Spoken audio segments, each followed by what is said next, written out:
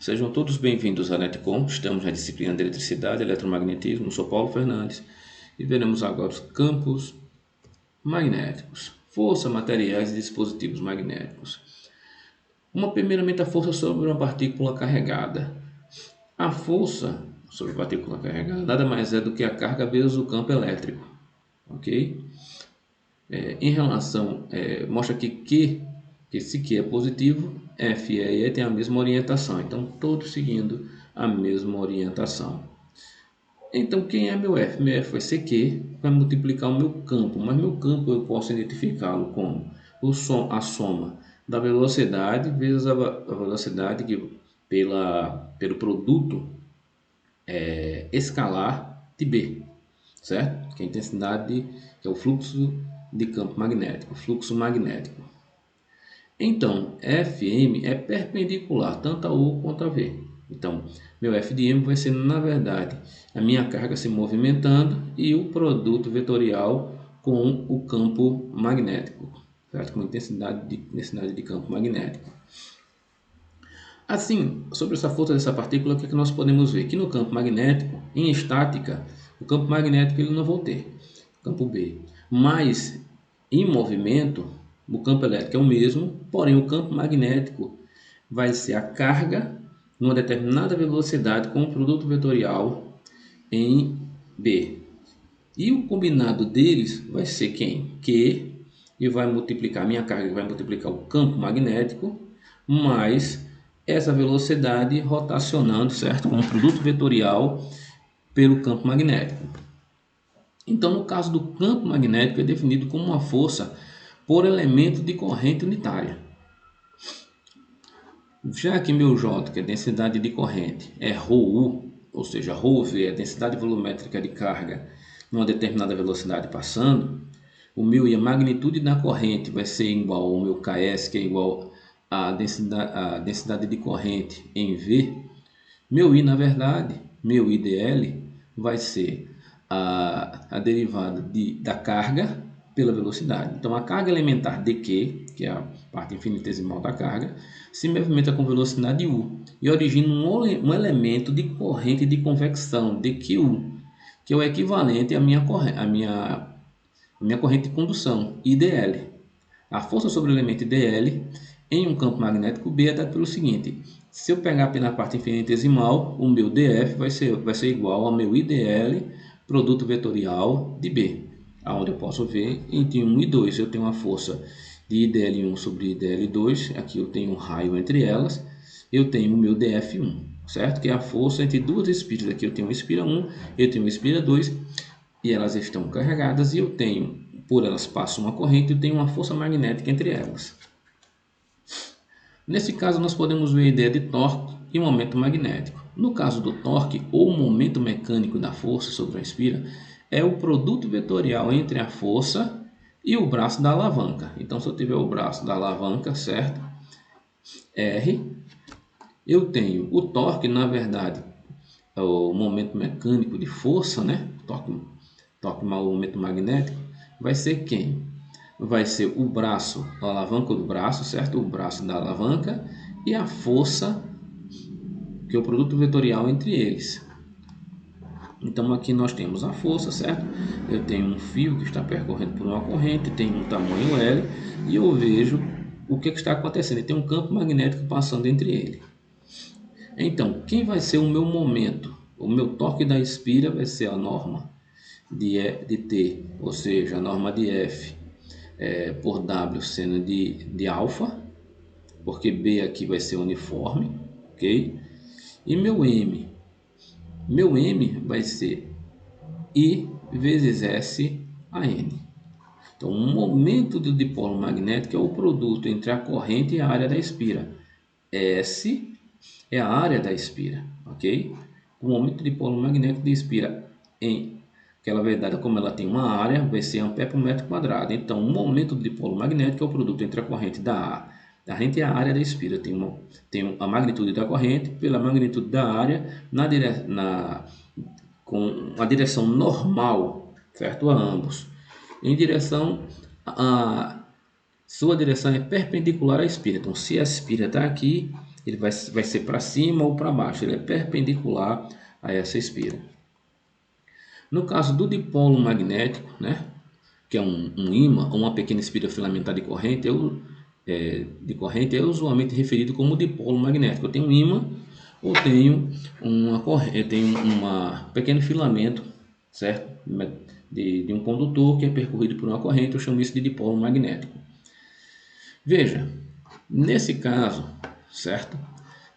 A razão para tanto é o que significa para nós pequena ficará logo evidente. Determinamos que o campo magnético B em um ponto P, estou tratando aqui com coordenadas esféricas, né? R e θ, devido a uma espira circular, estou aqui a espira circular, eu tenho um ponto T, imagina isso aqui dentro de uma esfera, que é percorrida por uma corrente I, então aqui percorre uma corrente I, o potencial magnético vetorial em P é dado por isso aqui, certo? Onde M, eu estou aqui, meu M é o meu momento, né? É I ao quadrado em Z, certo? Que é o momento da espira, ou seja, o produto vetorial de A para o R vai dar φ, que é o seno de θ φ. E determinamos a intensidade de fluxo B a partir de quem? B vai ser o rotacional de A. Tendo que A é μ0I 4π a integral em linha de dl de R, então meu A vai ser μ vezes M, que é um momento magnético, o produto vetorial de AR por 4πr quadrado, ou seja, vendo isso numa circunferência. Meu beta vai ser μ vezes o momento 4πr cubo, ok? Vezes 2 cosseno de θ mais o seno de θ, isso na direção R e na direção θ. E aqui nós temos a comparação entre monopolos magnéticos, monopolos elétricos, monopolos magnéticos, entre dipolo elétrico e dipolo magnético.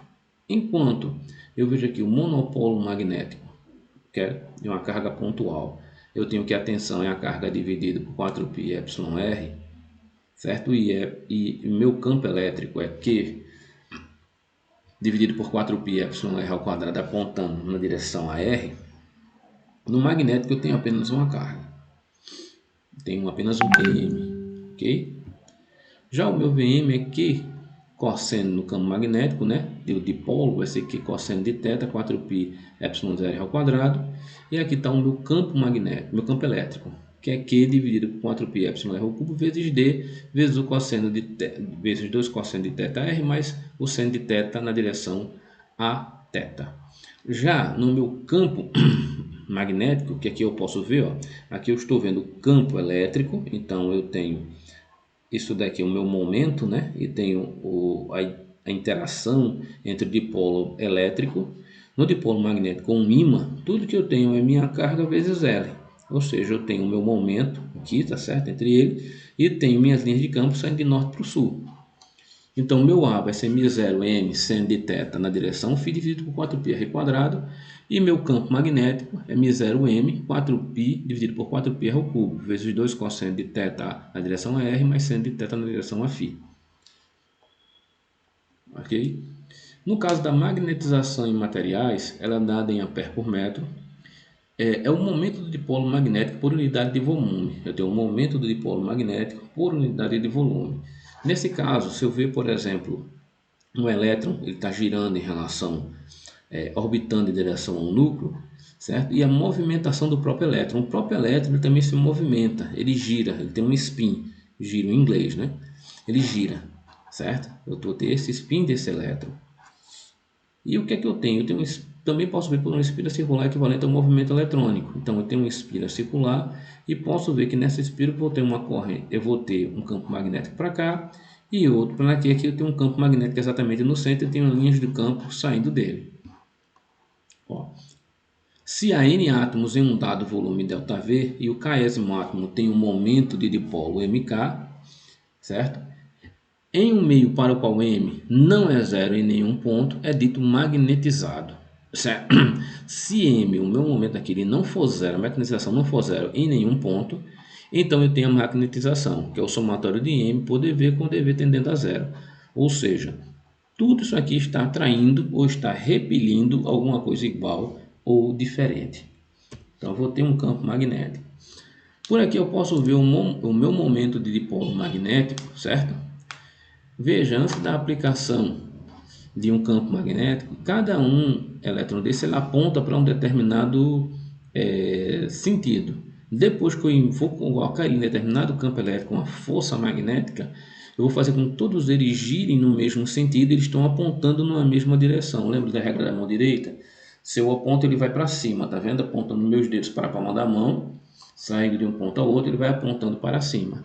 Assim, minha intensidade, meu Jm vai ser o rotacional de M, e meu Km vai ser M pelo produto vetorial na direção normal.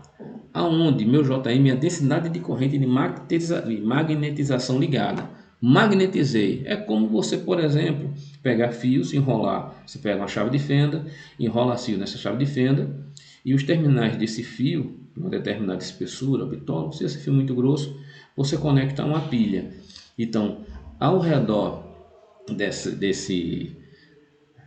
linhas que eu estou fazendo, essas espiras, né? Eu tenho ali um indutor, tenho uma bobina, dentro dela eu vou ter um campo magnético, esse campo vai induzir, campo magnético vai ser induzido na chave de fenda, que vai atrair limalhas de ferro até parafusos.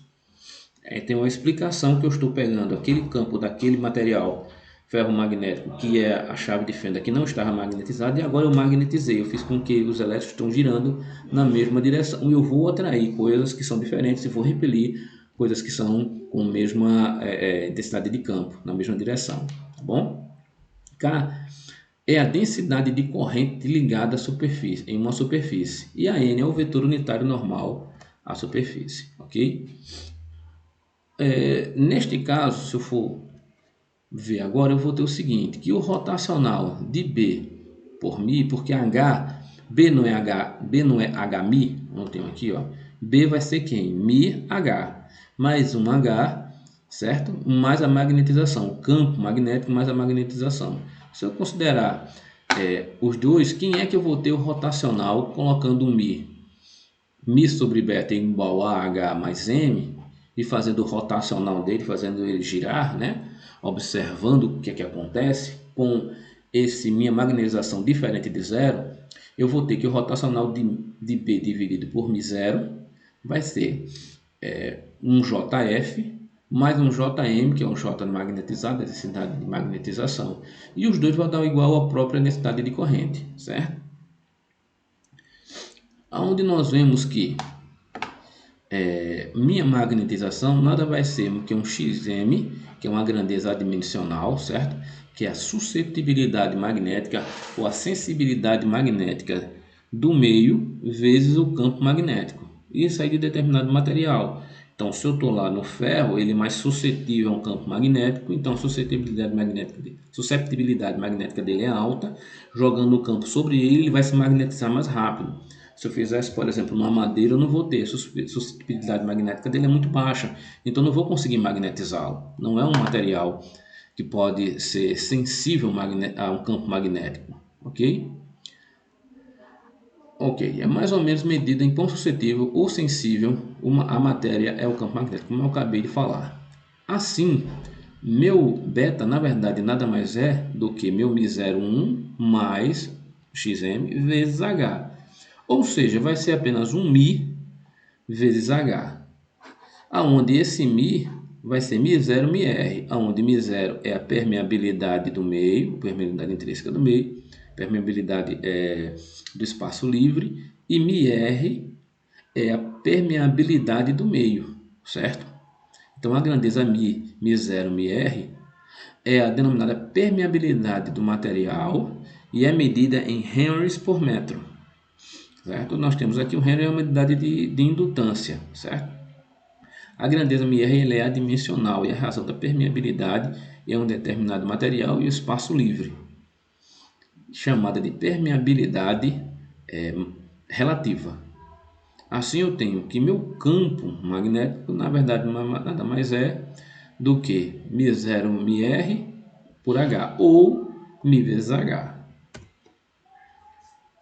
Então eu posso classificar os materiais em conformidade com a sua capacidade de magnetização, a sua suscetibilidade magnética, ou Xm, que seria a letra grega, né? X, mas posso chamar de Xm. ou Xi, na verdade, ou permeabilidade magnética μ0. Ok, então nós vamos ter os materiais magnéticos, onde eles podem ser lineares e não lineares. Nos materiais lineares eu tenho o dia magnético, onde esse fator suscetibilidade ou sensibilidade magnética ela é menor do que zero, certo? E minha permeabilidade relativa ela é menor ou igual a 1. Dos materiais paramagnéticos, eu tenho que minha suscetibilidade ou sensibilidade é maior que zero e meu μr ele vai ser maior ou igual a 1. No caso dos materiais ferromagnéticos, que são facilmente influenciados por um campo magnético, o meu Xm, a minha sensibilidade magnética, ela é muito maior que zero e meu μr ele é muito maior do que 1, certo?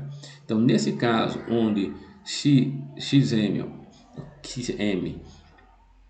ou μr mais ou menos aproximadamente 1 são considerados materiais não magnéticos. Então vamos lá, nós temos aqui o diamagnetismo ocorre em materiais em que os campos magnéticos, devido aos movimentos de translação, rotação, do elétron em torno do núcleo e de rotação dos elétrons em torno dos seus próprios eixos, se cancelam mutuamente. Desse modo, o momento magnético permanente ou intrínseco de cada átomo é zero, ou seja, não está variando nada. E os materiais são fracamente afetados por campos magnéticos. Esses são os materiais diamagnéticos, ok? Por exemplo, bismuto, chumbo, cobre, silício, cloreto de sódio. Apesar do cobre ser um material condutor, ele não é afetado por um campo magnético. Você pega a mesma coisa com alumínio, onde Xm é da ordem de menos 10 a menos 5. Em certos tipos de materiais chamados supercondutores, a temperatura próxima do zero absoluto, o diamagnetismo perfeito ocorre como Xm foi igual a menos 1, ou μ0 igual a zero, μr igual a zero, e o campo magnético igual a zero. Portanto, supercondutores não podem ter campos magnéticos. À exceção dos supercondutores, a maioria dos materiais diamagnéticos são raramente utilizados na prática, embora o efeito diamagnético seja mascarado por outros efeitos mais prominentes em alguns materiais. Ok? Então, todos os materiais apresentam diamagnetismo em algum meio.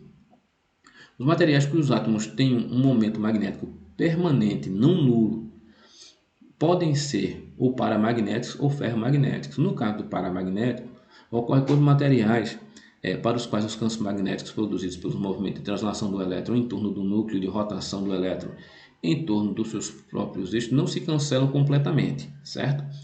E no caso do ferromagnético, ocorre quando essa translação quando tem um momento magnético permanente relativamente grande, certo?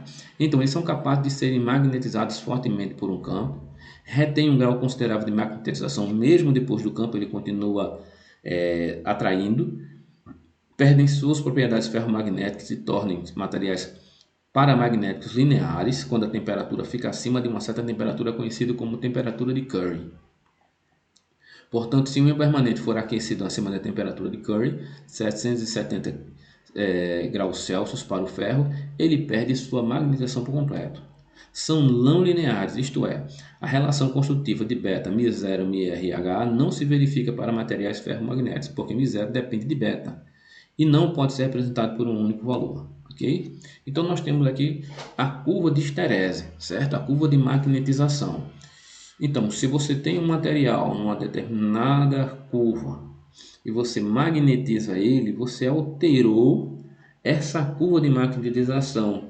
E essa curva é entendida como essa linha, como laço de esterese ou curva de esterese. Eu saí de uma determinada relação entre H e B, certo? E agora ela foi alterada para uma outra. O material ele foi magnetizado ou desmagnetizado, por assim dizer. Ok? Essa ideia de esterese que significa atraso, certo? O material ele foi magnetizado, foi alterado, essa magnetização, como o material era, ele foi alterado nessa relação de H por B. No caso de indutores e indutância, um circuito, um caminho fechado por um condutor, certo? Nós podemos ver que é percorrido por uma corrente I, gera um campo magnético B, que causa um fluxo π, ou seja, vai ser que esse fluxo π é a integral de BdS, que atravessa cada espira do circuito. Cada espira é atravessada por uma corrente e vai ter um fluxo magnético passando por ela. Ok?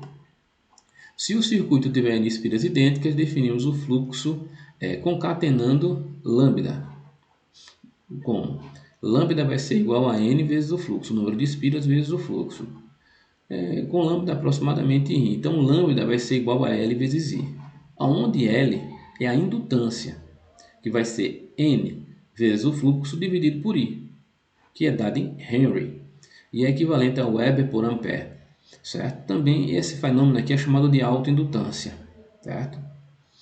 A energia magnética em Joule armazenada em um indutor é expressa na teoria dos circuitos como L igual a 2 Wm dividido por I ao quadrado. W aqui dado em Joule e a energia.